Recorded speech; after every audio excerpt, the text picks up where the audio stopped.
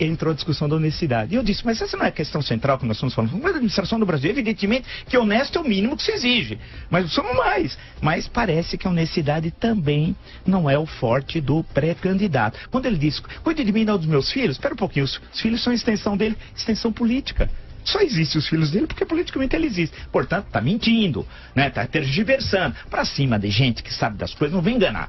A grande questão é que ele não sabe nada, não conhece conceitos básicos, foi demonstrado aqui. E no primeiro lugar que foi demonstrado que ele não sabia nada de economia. A primeira pergunta para mim, eu sabia que ele não sabia nada. Pô, eu sou velho de guerra, tô aí sei da história, bati o olho no sujeito, sabia que ele não sabia nada. É quase lombroso. Você basta, olha, você já sabe que o cara não sabe nada. Cesare Lombroso. Tô brincando aí. Mas, para ficar claro, a grande questão é que ele precisa explicar sim. A compra da casa que a pessoa comprou, reformou e vendeu por um preço inferior meses depois do que tinha comprado originalmente, é problema sim. E ele é uma pessoa baixa. A entrevista da Folha eu gostaria que circulasse para todo o Brasil. Uma pessoa baixa, moralmente baixa, intelectualmente nem se fala. Ele não apresenta uma ideia. Eu não quero que apresente um grande projeto sobre o país. Claro que eu gostaria, mas ele não tem neurônios para tal.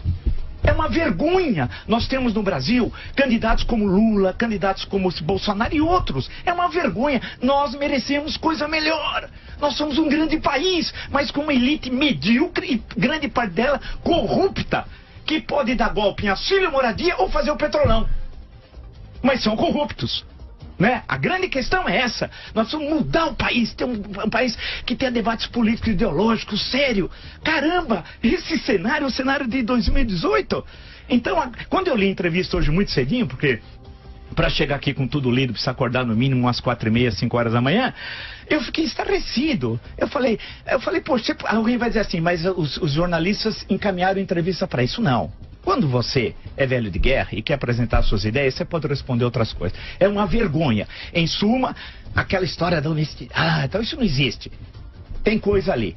Mas o que me interessa, eu vejo como o Brasil é pobre e concluo. Nós ficamos discutindo isso.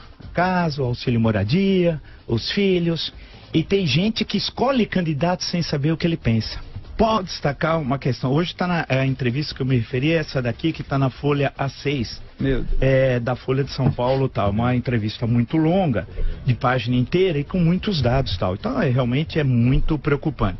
Claro que o deputado pré-candidato deve tergiversar. Lembra-se quando eu perguntei sobre o dinheiro que ele e o filho tinham recebido na campanha eleitoral, o dinheiro da JBS? Eu vou aqui, vocês podem acessar o site da Jovem Pan, né? E eu perguntei para ele naquele dia foi muito animado. Eu pedi que ele deixasse os capangas armados com que ele veio aqui lá embaixo, que eu disse que cangaceiro não subia, né? Armado. Ele fez isso no Pânico, ele entrou com pessoas armadas dentro do estúdio. E eu exigi a ele que ele deixasse os capangas lá embaixo. E disse a ele também que debate de ideias não é um debate com armas. E ele veio armado no estúdio. Armado, né?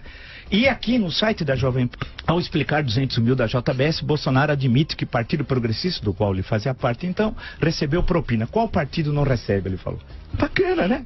Bacana a questão ética moral. Maravilhosa. Qual partido não recebe? Então, assim, se todo mundo recebe, eu vou receber também. E aí ele disse que recebeu e deu pro partido, o partido devolveu para ele. Lembra? Eu falei, mas pera um pouquinho, é o mesmo dinheiro. Só se trocou as cédulas, foram trocadas de número e tal.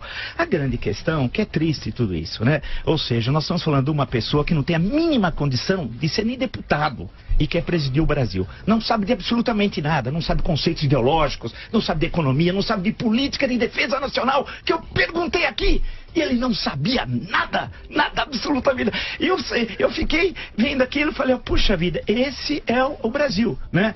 Então a grande questão, vocês leiam na Folha de São Paulo, melhor coisa é ler.